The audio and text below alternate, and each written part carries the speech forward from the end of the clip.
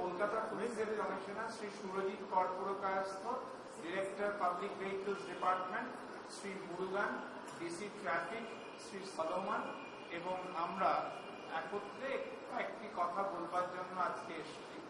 আপনারা অনেকেই জানেন, গতকাল ক্ষুদিরাম অনুশীলন কেন্দ্রে মাননীয় পরিবহন মন্ত্রী, আমরা অনেকে সিভিল সাইড এবং পুলিশের সিনিয়র অফিসার সকলে মিলে ট্যাক্সি ইউনিয়নের বিভিন্ন প্রতিনিধিবর্গের সঙ্গে কয়েকটি বিষয় নিয়ে আলোচনা করি। কিছু প্রশ্ন উঠে আসে বহু সংবাদপত্রে এবং সংবাদ মাধ্যমে, সেগুলি আলোচিতও হয়েছে। আমরা কয়েকটি বিষয় নিজেদের মধ্যে কথা বলে পাবলিক ডোমেইনে পরিষ্কার করে দেব, এরকম সিদ্ধান্ত হয়েছিল। সেই সব পয়েন্টগুলো নিয়ে আমরা ক্ল্যারিফাই করবার বাসনায় আজকে এই প্রেস কনফারেন্স ব্যবস্থা হয়েছে।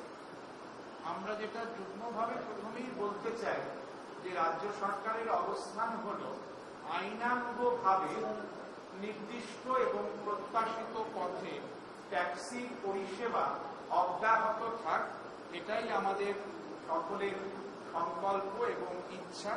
সেই অনুযায়ী প্রশাসন, পুলিশ, সংশ্লিষ্ট সকল স্টেক হোল্ডার কাজ করবেন বলেই আমাদের ধারণা।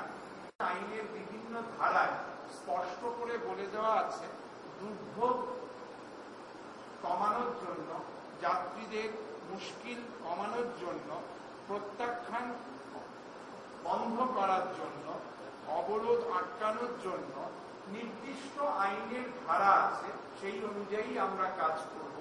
কোনো কোনো ক্ষেত্রে আমাদের বলা হয়েছে যে আইনের ধারাগুলির প্রয়োগে শিথিলতা আছে। আমাদের মনে হয় আইনের ধারা আক্ষরিক অর্থেই আমরা প্রয়োগ করতে ম্যান্ডেটেড, সেটাই আমরা করব।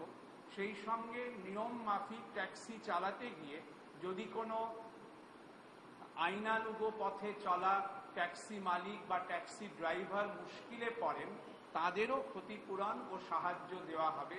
এমনকি যদি কেউ মনে করেন যে তিনি ঠিকভাবে ট্যাক্সি চালাবার জন্য আরও একটি পারমিট নেবেন, আরও দুটি পারমিট নেবেন, সেক্ষেত্রেও রাজ্য সরকার তাদের অতিরিক্ত পারমিট দিয়ে সহায়তা দিয়ে সাহায্য করবে। পাশাপাশি যদি কোনো চালক যথেষ্ট ভদ্র না থাকেন, তাহলে আইনের ধারায় যা যা করণীয় সেগুলি করা হবে। বস্তুত ইতঃপূর্বেই পিভিডি 28টি ক্ষেত্রে লাইসেন্স ক্যান্সেল করেছে ড্রাইভারের। যদি পারমিট ক্যান্সেল করার দরকার হয়, সেটাও করা দরকার হতে পারে। যেমন 40টি ক্ষেত্রে পারমিট ক্যান্সেল হয়েছে পিভিডির কাছে নির্দিষ্ট কমপ্লেন্টের ভিত্তিতে, কিন্তু সেগুলি সবই হয়েছে হিয়ারিং এর মাধ্যমে।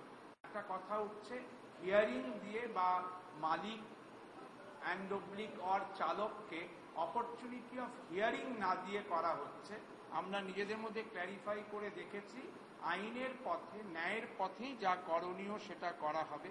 বস্তুত পুলিশও যে ক্ষেত্রে specifically section 192A of motor vehicles act 1988 অনুসারে পুলিশ যখন কেস দেয়, যেটা দেওয়া হচ্ছে বলে একটা অভিযোগ উঠেছে, যে পারপাসে ভেহিকলটা দেওয়া এবং যে পারমিট কন্ডিশন অনুযায়ী চলতে হবে, সেটা ভায়োলেট করলে পুলিশ কেস রুজু করে। সেটাও তারপর আদালতে যায়, ম্যানসার court, Sealdah court, Alipore court, আদালতে গিয়ে মাননীয় বিচারপতিরা যা রায় দেন।